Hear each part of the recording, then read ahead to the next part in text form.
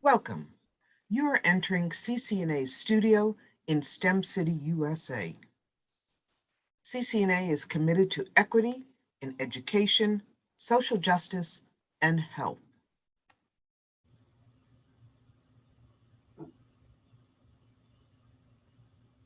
Good evening. I'm Jim Page. I'm the Executive Director for CCNA here in Alexandria, Virginia. We're an advocacy organization that focuses on the BIPOC community, offering addressing the issues of equity in education, social justice, and health. Today, we're pleased to launch our second series of mental health issues. But first, let me give honor to one of our mental health trailblazers, BB Moore Campbell, who truly is a hero in the field. We honor her. We thank her for her service. If you go to our website, you'll see that we honor several other heroes throughout the month. Now, as I said, this is our second series of workshops. Today, we're going to focus on uh, how you identify issues, and we have a special guest who will do that. But let me introduce first my partner, Dr. Andrea Hirsch, our CCN Health Coordinator. But before I go to Andrea, let me present my colleague, Alan Lomax, the chairperson for Partnership of Alexandria. Alan, welcome. Well, thank you, Colonel Page, and I'm happy to spend a brief moment with all of you. My job today is really to let you know about the Community Health Improvement Plan for Alexandria. And this plan has been in place now for a year. It was developed by the community. As they developed the plan, they identified 3 priority areas that really needed to be addressed, and those are housing, mental health, and poverty. With the idea that, and this is a 5-year plan, at the end of 5 years, people who live, work, and play in the city of Alexandria would be healthier and have increased wellness. I want to just real briefly touch upon the mental health aspect of it because relative to today's conversation. One big thing is that we are working on improving mental health literacy in the city of Alexandria. We have a whole team that's really working to reduce stigma and encourage people to become more aware and understanding of what mental health is and what to do if they have a loved one or a friend or a neighbor who is struggling with mental health in their own lives. A couple of things I want to leave you with today, since my time is very short and we have great speakers. One, the city of Alexandria, about 2 years ago, created a new program called Alexandria Co-Response Program, which partners a specially trained police officer with a licensed behavioral clinician to go out on calls when people are having a mental health crisis. And this way, they are really focused on making sure that the person, from a behavioral health perspective, is receiving treatment. This is a new program. It was a pilot program, and actually the city council just created 2 new positions for this, 2 new teams for this current fiscal year that started on July 1. Another thing that is we were working and creating some of the aspects and implementing parts of the Community Health Improvement Plan. We invited and had joined with us the George Mason Center for Psychological Services. And one of the things that we have found out is they have an emotional support line. So if anybody is living with stress, anxiety, grief, and they need to talk with somebody who is trained in this over the phone, please call them. Their hours are from 8:30 in the morning to 8:30 at night, Monday through Sunday. And that phone number for George Mason University's emotional support line is 703-215-1898.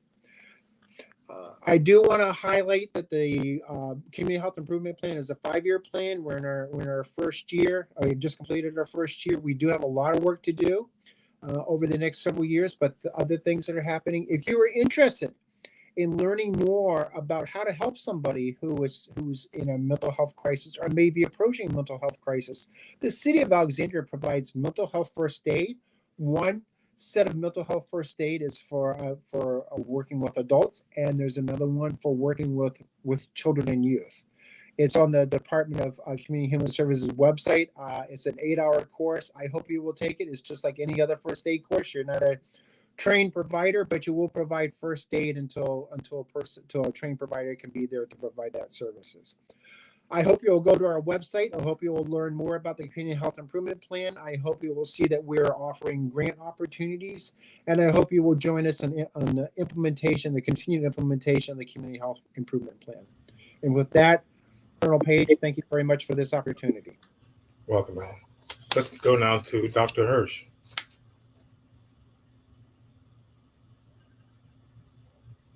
Andrea, we're coming to you.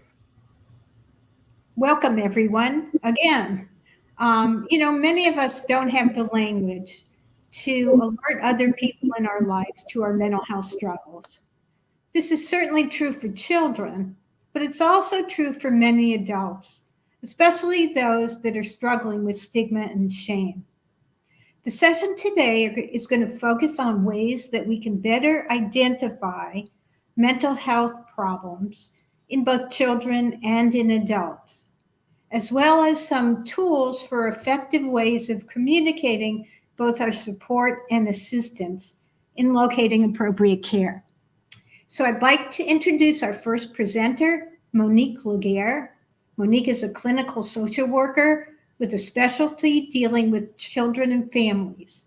Monique is a senior therapist with the Alexandria Department of Community and Human Services, Child and Behavioral Health Division. So welcome, Monique, and we'll give you the floor. Thank you so much, Andrea. Hello, everyone. Thank you for having me today. Again, my name is Monique. And as Andrea said, I'm a youth trauma specialist, which means that I see children and teens who have experienced some kind of traumatic experience. Sometimes those traumatic experiences are single event, like death of a loved one, death of a pet, being in a car accident, or sometimes they're more complex and stacked on each other, which brings us into the more complex trauma diagnoses like complex PTSD, such as divorce, separation from a parent, or family members with mental health or substance use. So today I'm going to talk to you about how to know if children need support, if they need mental health support. And I just want to share before I get started that one of the reasons I became specialized in trauma and treating trauma is because I believe that all humans are traumatized. So before we start, I want to ask a question. Who here during the pandemic had a meltdown? Yeah, I know I did. And I want to begin with that because when I tell you how to know and sort of relate to children, because it seems like, oh no, children are so fragile, we need to protect them and we need to make sure that we're doing everything right. That's actually not the case. Children are very resilient and they're very easygoing if you just follow some simple steps. But the number one rule I'm going to tell you when you're trying to glean for mental health in children is to just think about them as just regular humans like yourself. Humans don't do well when they don't feel good inside. And so that's how you're going to know if a kid is not doing well. If he or she is doing things, behaving on the outside, showing things, acting out, showing certain moods and behaviors that are persistent, then you probably can guess that they're not doing good on the inside. So the first thing you're going to look at is you're going to just look at 3 domains. Children pretty much show how they're doing and functioning in 3 domains, and that's school, home, and community. And what you're going to be looking for is just pattern. You're going to be looking at a pattern of irritability, a pattern of withdrawn aggression, and sassiness. Definitely look for that. If you have a teen who's generally pretty respectful and then all of a sudden they're sassy for weeks on end, that's going to give you an indication that probably they're not doing good inside. Low energy and low motivation, that's usually, you're going to see that with schoolwork. Definitely truancy. Things like impulsivity, self-harm, some substance use. Most teens experiment, but when it becomes a persistent pattern and it's showing up in their functioning, that's when we want to pay closer attention. The other thing too, this is kind of a little more of a subtle one, but shifting friend groups a lot. When teens When they're happy, they have like a friend group that they kind of roll with, and that's their people. But when you see teens kind of going from one friend group to another, that can sometimes indicate that something internally is not right. So yeah, again, 3 domains, and we want to look for a pattern. Next slide. Okay. All right, next question is, how do I say that I see a problem? Okay, so again, humans, we're just going to be human about this. So one of the things that I hear from children all the time is they say, I don't like telling adults or teachers or authority figures what's going on because they always make it worse. So I'm going to teach you in these steps how not to make it worse. And all we're going to do is, again, just imagine what we would want if we were accessing support, if someone were coming to us when we're having a meltdown, what experience we would like. Okay, so the first thing I like to use with teens is you really want to use relationships. So teenagers and kids, like no human likes to hear feedback from somebody they don't know, or like, hey, like, what's wrong with you, or what's going on. People don't want to hear that from somebody they don't know, but they definitely want to hear it from somebody that they do know. So if you see a kid is struggling, but you don't have a relationship, it's a good idea to pull in somebody that they do have a relationship with and partner with them. That can be a parent, that can be one of their friends, that can be a teacher that they know. Next is, this is a big one. Admit that this is weird. So if you have to confront a kid and you don't have a relationship, just come out and say it. Say, listen, I know that we don't know each other. I get that this is weird for me to ask you this, but I'm worried about you. I see that you're struggling. I see that this is happening. And I just want to know if you need some support, or if there's somebody that I can introduce you to for help. But I get that this is weird that I'm asking you this because we don't know each other. Okay. Another one, give lots of voice and choice. So teens have often said, like, hey, like, I feel like when I ask for help, services are just kind of thrown at me. They don't even ask me if I really want it or if I want to do it. Make sure you're asking your teens and kids what services they would want, or if this is a good plan. Every step of the way is when kids feel like they're included. When humans feel like they're included in decisions that are made about them, they're more likely to comply. All right, and then some other key points are don't freak out.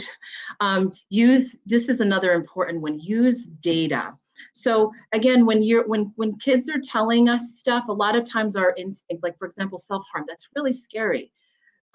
We want to see exactly, like, okay, the kid is self-harming, but when did they self-harm today? Ask them, does this mean that you are also want to end your life? Look at the quality of the self-harm. Did they do it with an eraser? Did they do it with a razor? These data points can really help us to not freak out. All right, keep a calm body, normalize, let teens know, hey, I realize that you just shared that you don't want to live anymore. Lots of people feel that way. It's important, and I take it seriously, but understand that that's very normal. And this is another big one I'm going to really emphasize is really check your bias. A lot of times when we are observing people, everyone has their internal biases, and we can tend to assume that that different behavior has different meaning depending on who we're looking at. So myself being a part of the BIPOC population, because there's a racial stereotype that brown people are just inherently bad, that sometimes when you see us acting out, like us being aggressive, us being loud, us being angry, us using cuss words, that just means that we're bad. But what it means is that we're having issues and we need support just like any other. Okay, and then last I want to say, if you feel like you can't handle it, just get a professional to do it. Okay, next slide, please. Okay, last. This one is for when the problem is urgent, when we've got a kid who is in the middle of self-harming, in the middle of overdosing, in the middle of attempting to hurt themselves or die. This one is we want to bypass all of those rules. We just want to go straight to the professional and emergency numbers like 911, of course. the school nurse, school therapist, and then of course, child welfare. I wanna say that, again, you wanna sort of use good like data whenever you're reporting to emergency response. I like to use some like 3 C's. You want to be clear, you want to be concise, and you want to give information that's current, right? And then last, when you're talking, especially when you're talking to CPS, you really want to use those 3 talking points. Yeah, and that's it. So I want to thank you, Monique. I'd like to ask you a question or two. Sure, go for it. Okay. Do you have any suggestions, apart from kids that have pretty chronic mental health or behavioral problems? Aside from that, what about a kid who's having a bad couple of weeks and is feeling, kind of wired up or feeling kind of depressed? Are there any places, books, things that you can do to teach a child how to cope with these feelings, to help them on their own learn how to better manage their internal distress? Charles, yeah, good question. Good question. Well, here's the thing. Children and teens, they're so different, they're so different. And what I like to do is really find out what they're into. Because everyone sort of has a default for what they do for stress, even if they're not aware of it. Like for myself, when I, as like an ongoing self-care measure, I work out. I go outside, I take walks. I like to be active. That's a default for me. That's part of my life, so I don't even think about that. But it does absolutely reduce stress. So I would always just kind of ask that kid about what's in their world and what they're into. A lot of teens are really into anime right now. A lot of teens, every teen loves listening to music. But yeah, just ask them. I notice that you're more distressed than usual. You're more depressed than usual. What do you normally do to feel better, right? And then kind of build from there. And so what I would then do is, once you identify sort of what they're already doing that they're may or may not be aware of, then you want to add some things. Make a suggestion. I do notice that whenever I see you outside, you spend a little extra time, like outside with your friends when you're waiting for the bus. Is going outside for a walk something we should add to this list? Mm-hmm. Things like that. Okay, good. Thanks. Jim? Yeah, I do. Any question? Yeah, I do. Monique, thanks a lot. Yeah. One quick question. You're dealing with the teens themselves. Do you work with parents too? And how do Of course, absolutely. Yeah, I change with children. My philosophy is change with children starts with the family. So absolutely, I see children and their parents. Can you walk through how you would deal with a family with 2 teenagers and post-COVID, and what your advice would be to them? One more time, your question, just a little bit more specificity, please. Yeah, if you're dealing with a family suffering from post-COVID, it's been since COVID, do you have any experience dealing with those kinds of families? Yeah, certainly. And what sort of issues do you have in mind? I'm looking at the issues of how we work with HCPS and the school system. How do we make our parents more learned and better able to cope with depression for their kids? How do we with depression, you said? Yes. Sure. Okay. In the context of COVID, that collective trauma that was COVID-19? Roger copy, yes. Yeah, okay. Okay, sure. So, yeah, I think one of the things, again, I'd like to do with parents is I really like to relate their experience to their child. A lot of times parents kind of think that they're separate, their experience is separate from their kid. But the truth is, like I said, we all had meltdowns during COVID-19. We all went through it. So really kind of, normalizing to parents that, hey, we recognize that this is, particularly this pandemic, this is a collective experience. So we at the school have support if you need about how to access care, how to talk to your kids about care, and also how to get care for yourself. Right. Yeah. really just coming at it from that sort of normalizing, and also just kind of knowing that that you're not alone, that you're not alone. Andre, back to you. I've got one other question, but back to you, Andrea. Andrea? If you want to close out with another question, go right ahead, Jim. Yeah, I do have one. I'm a grandfather, and often my granddaughter say, "I feel bad. I just want you to hold me." Is that good or bad? I love that. Oh, that warms my heart. Here's the thing about children. They know what they need. They know what they need. That's why I said, if you want to know how to help a kid calm down, just ask them. They already know. The fact that she knows that the warmth and the comfort and the soothe of the loving heart of my grandfather helps me to feel better. I love that. And I love that you embrace that, right? The other thing too about that is that we also, when children tell us that they don't feel good, a lot of times as parents, again, we think of them as these fragile eggs that they need to be rescued from that. Don't rescue them, just be with them. The most important thing you can do with a kid when they're feeling sad is just be with them. Don't let them know that they're not alone with that feeling, and that feeling is normal. Sometimes you get sad, and this is what you do. But yeah, absolutely embrace that that affection as I know you do, and don't tell kids, oh, don't feel bad, or don't feel bad, don't feel anxiety. Don't do that. Just embrace that feeling and let them feel it. Thanks a lot. I'm going to have her call you. Is that fair? Sure. She's got you. She doesn't need me. Andre. Okay, I'm going to thank you so much, Monique. Welcome. I'd like to present our next presenter. Our next presenter is Lee Duffy-Ledbetter.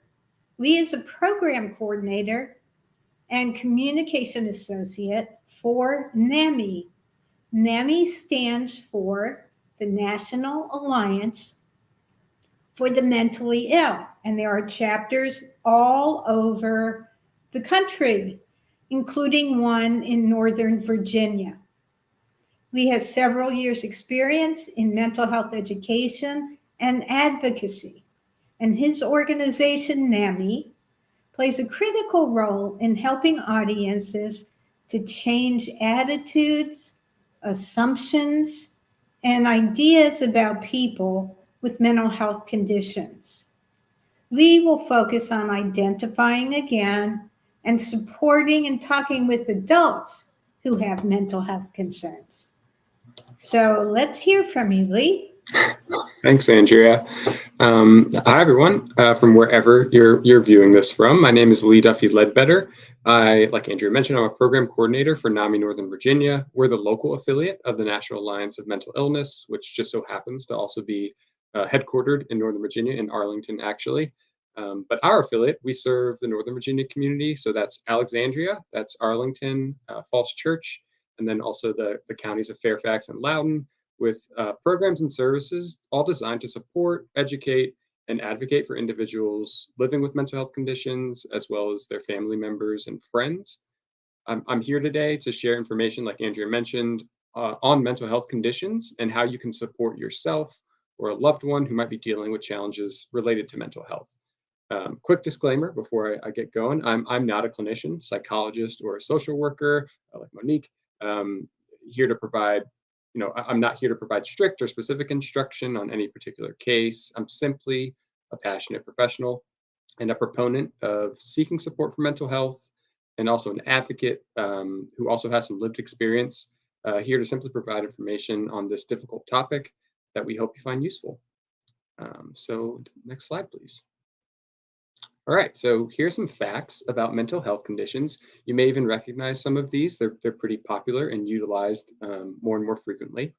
If we're in person, I'd ask by a show of hands or, chat messages. You can do that if you're watching this on YouTube, even after the fact. Put in the chat, who here knows someone with a mental health condition? I'm pretty sure that, nearly all of us would either raise our hand or say, I do. Likely we all do. The fact of the matter is that mental health conditions are common. They're more common than heart disease even, and other prevalent physical ailments. 1 in 5 adults and 1 in 6 youth live with or will deal with some kind of mental health condition, which is almost 1 in every single household. The disconcerting part about that fact is that only 50% of those afflicted will get treatment. And this is for a myriad of issues, stigma being a big one, the thought that seeking support either makes one weak or, if people find out, you might be judged. There are also access issues associated with this. That comes, from issues with insurance providers not being able to provide the appropriate care, wait lists, shortage issues with clinicians. We hear a lot about that these days with a rise in mental health concerns, or a general lack of awareness or the resources that are available. And the consequences of not being able to receive the appropriate care can be really severe. Things like incarceration, homelessness, dropping out of school, even suicide, or the development of various physical health issues are all associated. Slide, please. And then the further troubling part about this issue is that for ethnic and racial minorities, the barriers to receiving care are even greater, meaning the consequences can then, may be more prevalent in those communities as well. As you can see here, racial and ethnic minority groups experience a similar or even a fewer amount of mental health challenges when compared to majority counterparts, but receive services at a much lower rate. So why do these groups face greater obstacles when seeking care? A lot of the literature points to a lack of cultural competency amongst clinicians and others in the community, like teachers or other health workers. Racial and ethnic minority youth are more likely to be referred to the juvenile justice system than their white counterparts, who may be more likely to receive mental health services, and are also more likely to be diagnosed with things like conduct disorders and other potentially harmful or inappropriate diagnoses that I think the previous presenter was hinting at as well. Slide, please. So, we know some of the stats about mental health conditions, but what exactly are they? So mental health conditions, they're similar to physical health. They're medical conditions. They impact us in a real way in all aspects of our life, from work to relationships and areas beyond those. And also, they can impact anyone. And they're typically brought on by a lot of different factors, not just one, which makes them especially hard to identify and treat. Again, if you're watching us on YouTube, you can type in the chat, what is a mental health condition that you've heard of? You can just type it in the chat. And slide, please. So when we're looking at warning signs of mental health conditions, as a citizen, as an employee, a friend, or a family member, we're not really expected, or should we, and we shouldn't be expected to be able to identify or diagnose any specific mental health conditions. That's what professional clinicians are for. But it's useful to talk about general warning signs that often indicate that need for support. We all feel sad, tired, anxious sometimes. Many of you have probably even experienced or seen some of these signs in others or in yourselves, that you're seeing on the screen here. But when we're looking at, when do we need to provide support? We need to be looking at the frequency. So how often do these symptoms occur? The duration, are they lasting longer than usual? And the severity. So how much is it impacting the daily functioning? So, in my own personal life, my older brother, he was diagnosed with bipolar disorder. And it was a complete surprise to me and the rest of my family.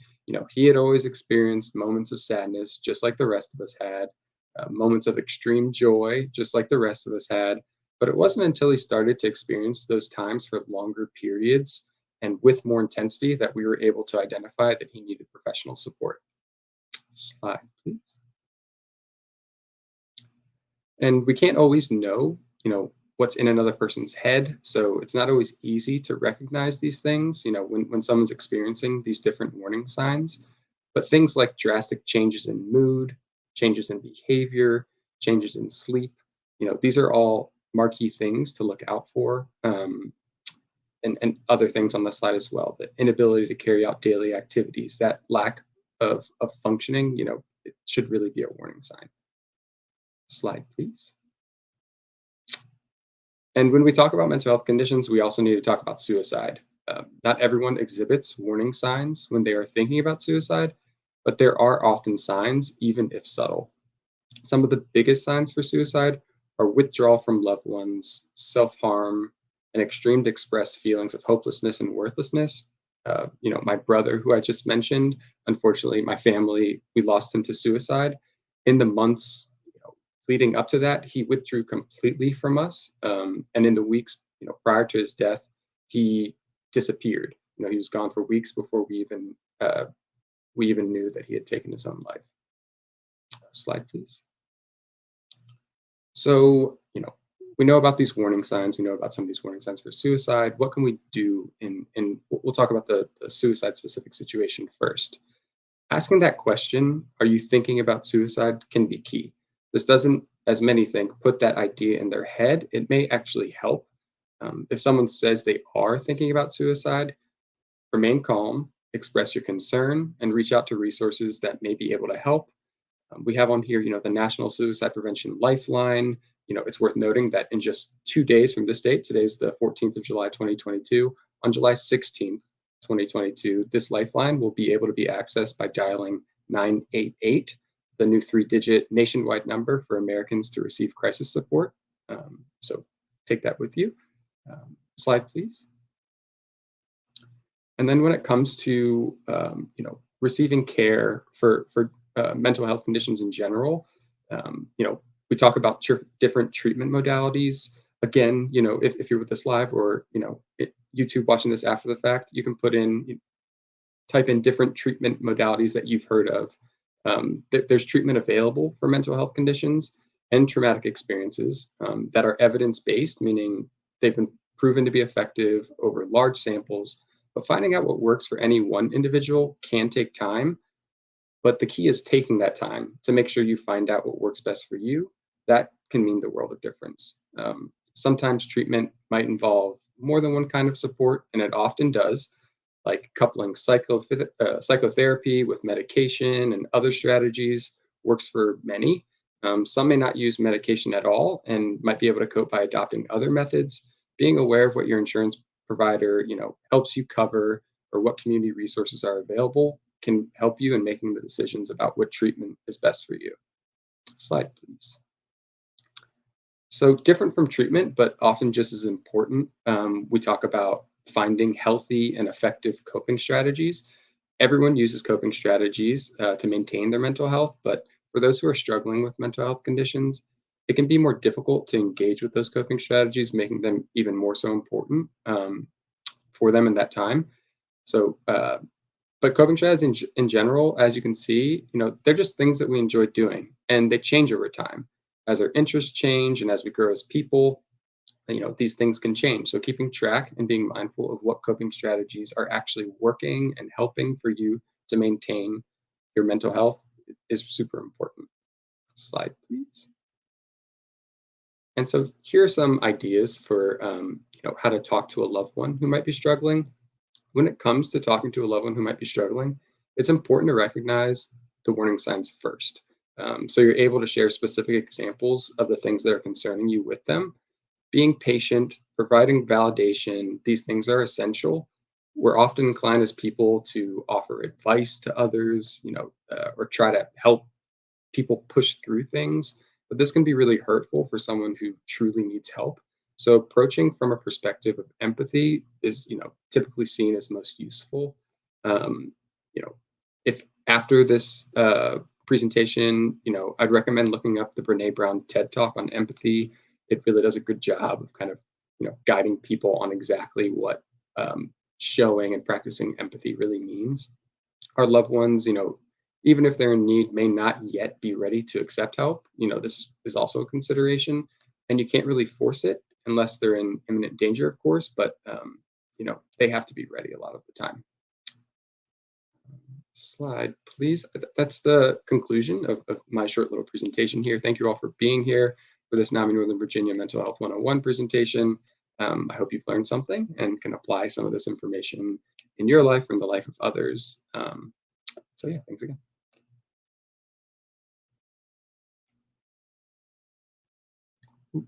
You're on mute, Andrea.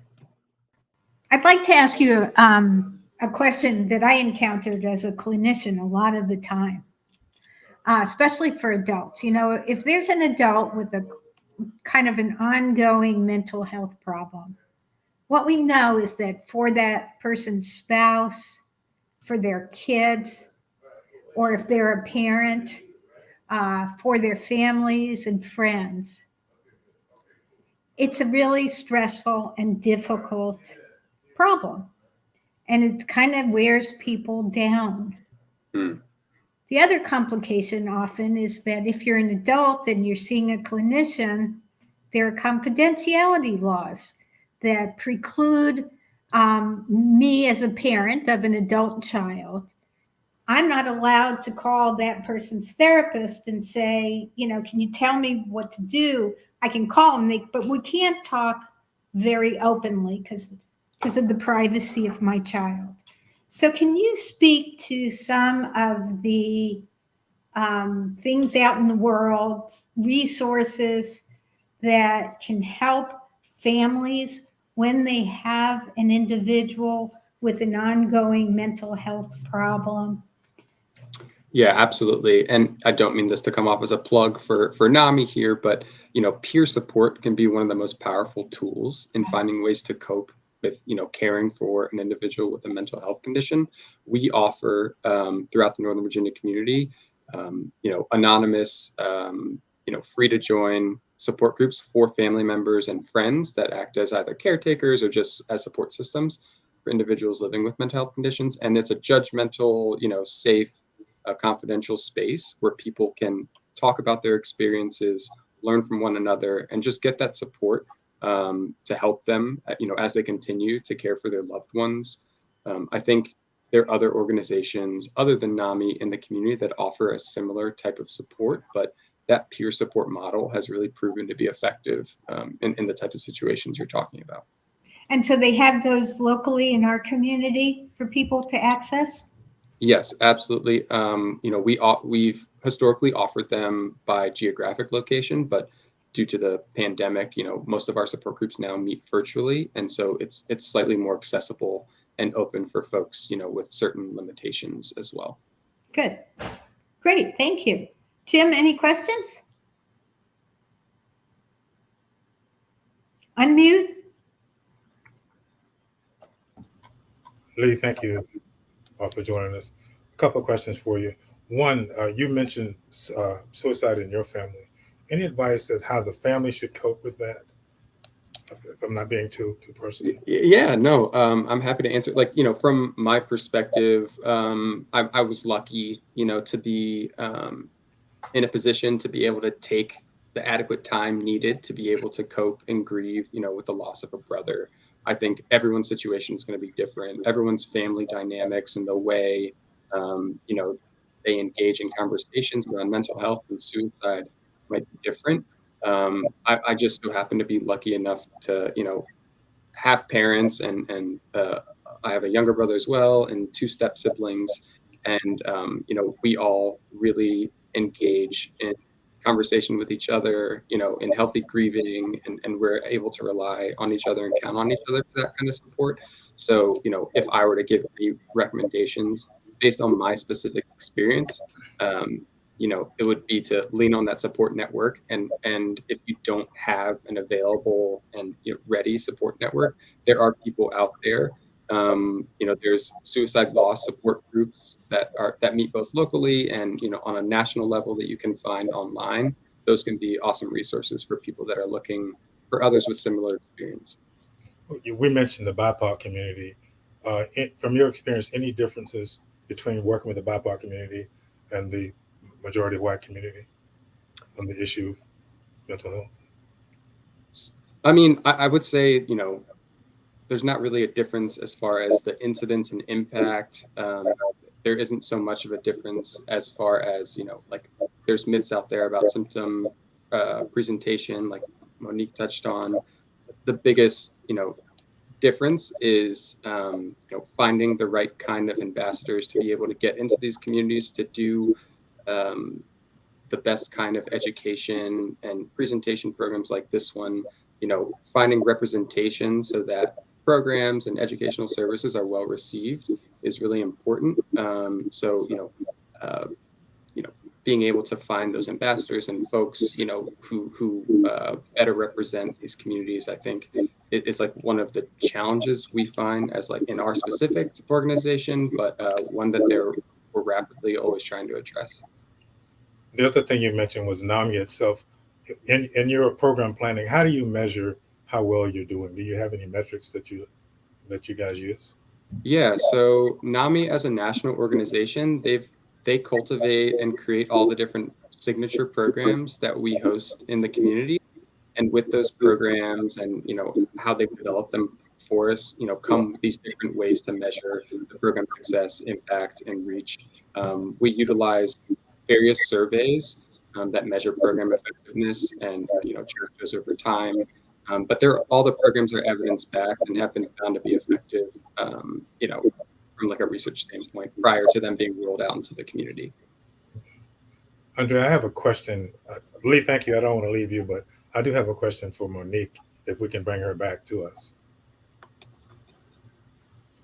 Monique, I just got an email from a friend who's working with veterans, with veterans suffering from PTSD and their parents. We talked about having a session with them. Yeah. Your thoughts on how you could work more closely with veterans and that community, or do you do that at all? Good question. So when you talk about veterans and their parents, you mean like veterans who are like young adult age, like in their 20s, and their parents? Oh, okay. Yeah. Good question. So before you answer that, yeah. Right now we have older veterans, and then we have a new generation of veterans who yeah, are struggling, and there's a dynamic that's going on there that we need to put our finger on. Back to you. Yeah. Well, I think a really powerful healer in treatment is just education. I think when people, when families can collectively learn about what PTSD is and how it impacts our brain and our body, when we can do that as a group and as a herd. When I talk about the herd, I mean like the way herd of animals, humans, we exist in a herd. When we can do that with the herd, I think that can be very powerfully healing.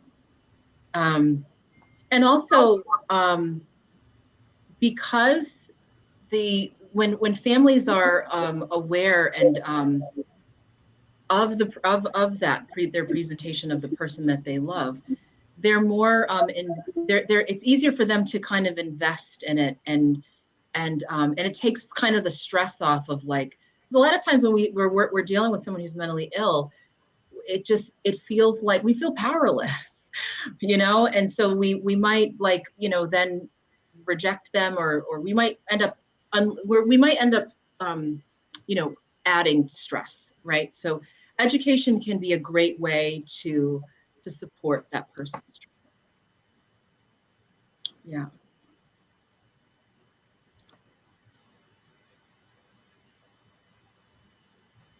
You're on mute. Okay. Any other questions, Jim?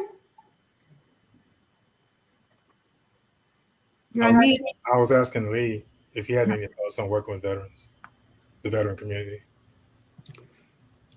So NAMI does provide a veteran-specific program. I believe it's called NAMI Homefront. So I think it's a presentation, or it's an educational program and a program that provides support to families of veterans and also veterans. We don't currently run that NAMI signature program at NAMI Northern Virginia. However, we're always open to recruiting. Most of our programs that we do in the community are volunteer-led. So sometimes it takes that willing volunteer, that person that really wants to head up and start a new program for us to hit the ground running with it. But yeah, NAMI does do a lot of work to support veterans. Thanks. Andre, I got a question on my phone asking, can we talk about the shortage of clinicians? How do we get more clinicians into the field? That's a real good question. In fact, it's something that, Jim, you and I discussed about encouraging more people coming into the field. I think that there are a number of programs, to be quite honest with you. I think that there is a real paucity of culturally sensitive providers. And that makes for a more resistant client or patient, as well as a sense of helplessness for the clinician. These days, there are a number of programs that are geared toward increasing cultural awareness among different populations.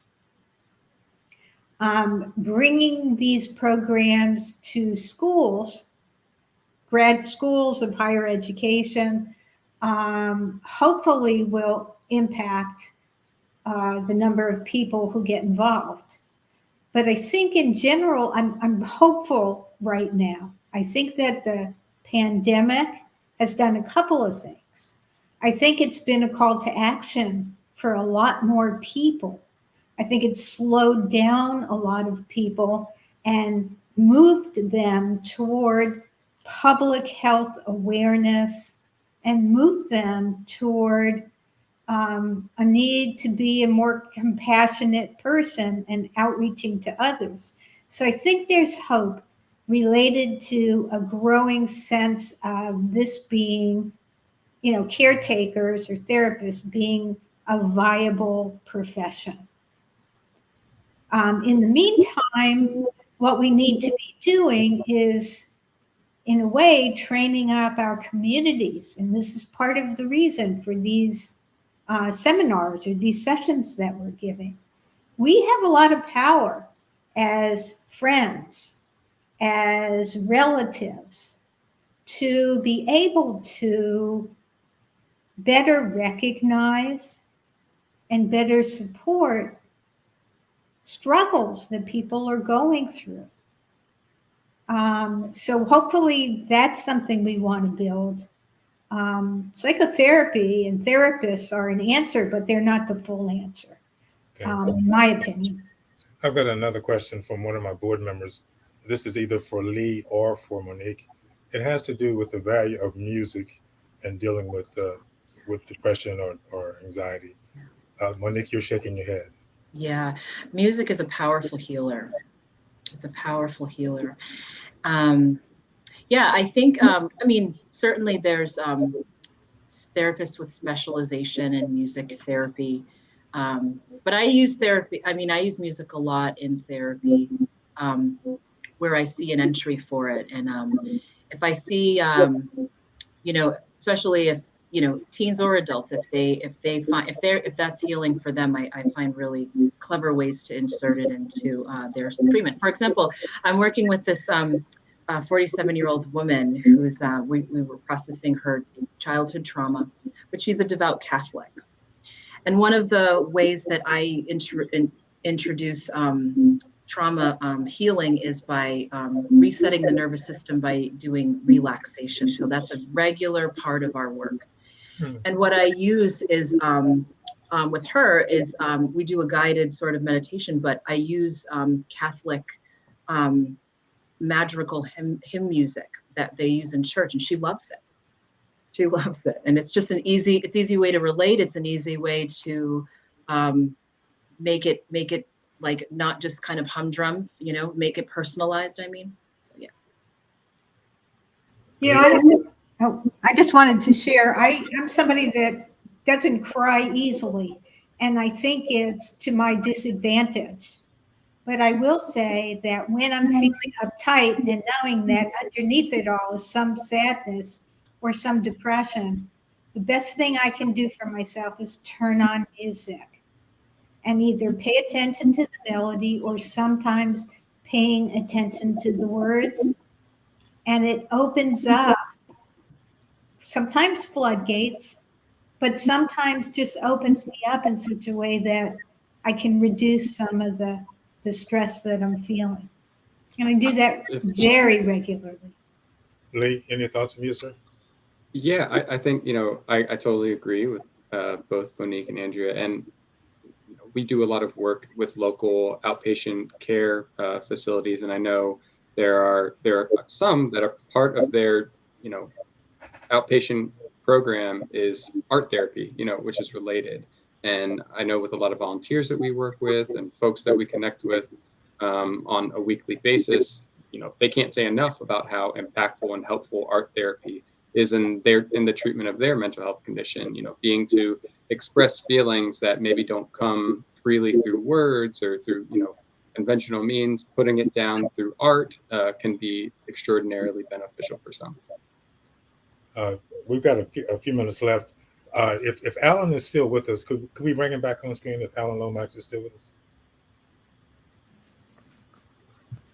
Alan, thanks for staying with us. You mentioned working with George Mason's and some of the other universities around town. Can you talk a little bit more about what you're doing with George Mason? Sure. Well, the major thing is we're not working with other universities, but we are working with George Mason, and they have this Center for Psychological Services, and their director is actually part of the team that's focusing on mental health literacy, which is part of the Community Health Improvement Plan.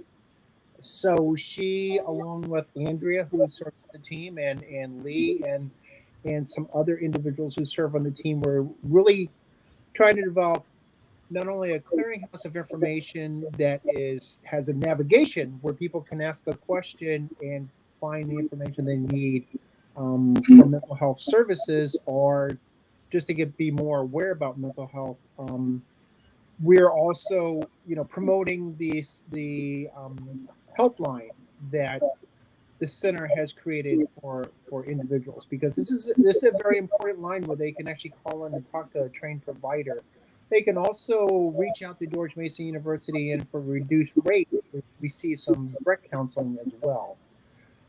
Eventually, we hope to expand services throughout the city, more in neighborhood based. That's part of what's in the Community Health Improvement Plan. I think that's a few years down the road in the planning. But what we want to do is have where people can actually walk somewhere to their neighborhood rec center, and there'd be a day where there would be somebody there who they could actually go in and talk to for services right at that moment. So that's kind of where we're thinking as we move forward. Second point: how are we working with the churches in the city as trusted messengers? We are just starting, Jim. So RAISE, which is a trauma-informed care network, is starting to reach out to the faith-based community to bring them in. But this is an area. It is the second tactic, I think, in the first strategy in the mental health priority area, and it still is underdeveloped at the moment. It's one of out of the 80 tactics, I would say it's one of the handful that is still on the launching pad that we need to work out. So if anybody here is connected to a church in the city of Alexandria, a faith-based community, please contact me, and let's open up how best to create these conversations and develop provide services with the faith-based community. Going back to Monique, who mentioned the angry Black woman or the angry woman syndrome, one of the things that we're proposing and would like to stress is that we start to establish a relationship with a lot of the HBCUs and the other universities who are non-traditional partners, so that we can start touching families more broadly. Now, I went to an HBCU and I'm in a fraternity, so you'd be surprised at how often saying something to your roommate or to your classmate will resonate throughout the city. So we're going to focus in CCNA on working more broadly with the churches and with local universities, starting with Morgan State and with Howard. So in fact, later this month, we're going to meet with some young doctors from Howard who are working on mental health issues. And Andre, I'm going to shut up in a minute, but I want to put Lee and Monique on the spot, and then Alan. We've got a couple minutes left.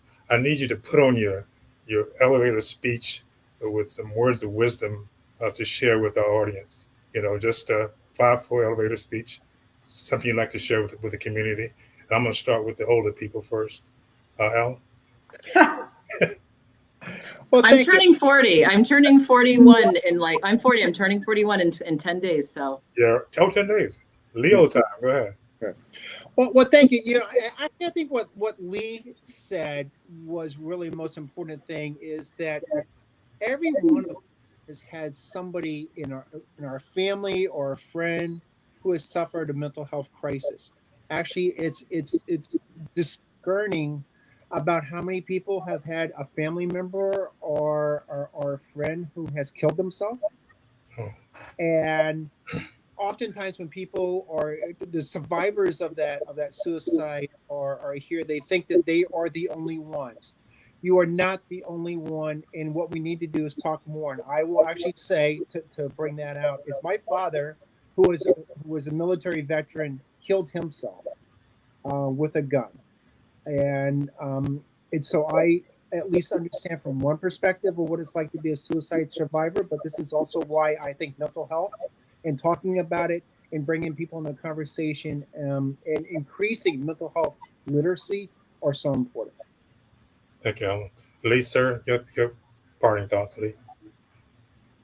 Yeah, I think I guess it won't be surprising that this message, Alan's message, kind of what Andrea mentioned and one of hers will be similar since we're on this same group together. But I think community-based, community-wide mental health literacy is, really important and key.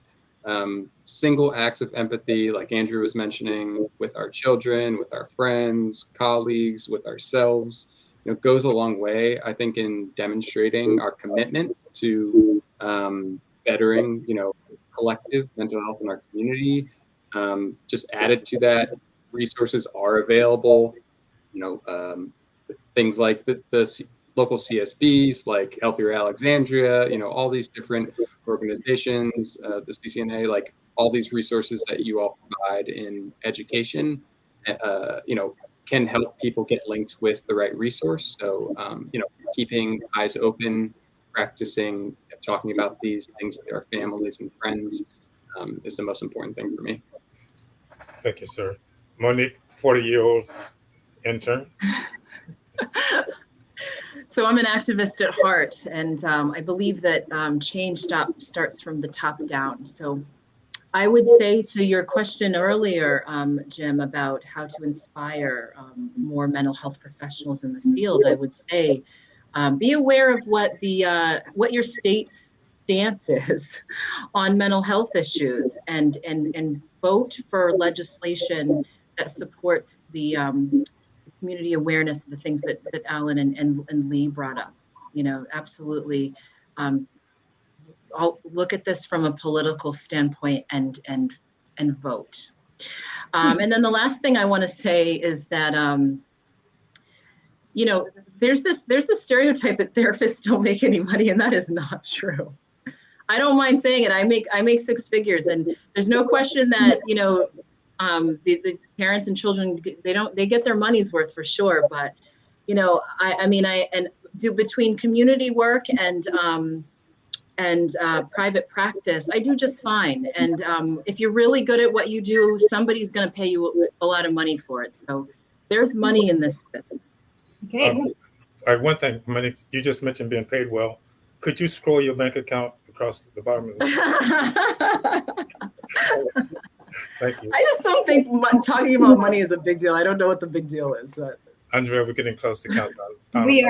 We are getting close. I want to alert people to our website, and the reason for that is that we have added a couple more resources, focus on children and families and where to get help. So please go to our website, ccnalexandria.org, / mental health, and you will find the resources there. I want to say in closing that the journey from struggling with mental health issue to wellness is difficult, and it's a complicated process. But no factor exists in a vacuum. Individuals, cultures, institutions, policies, and historic context all shape outcome. But the journey often begins with us. We are the wayfinders, parents, educators, peers, coaches, clergy, and other community members. So our hope and our goal is to be able to provide each of you with the information necessary to become our community wayfinders. I hope you'll all stay tuned because our third session of this series will be held in September, when we will be focusing on suicide prevention. We hope you'll join us again. And I want to thank everybody for being with us. Thank you much, guys. Thank you. Thank you. Thank you.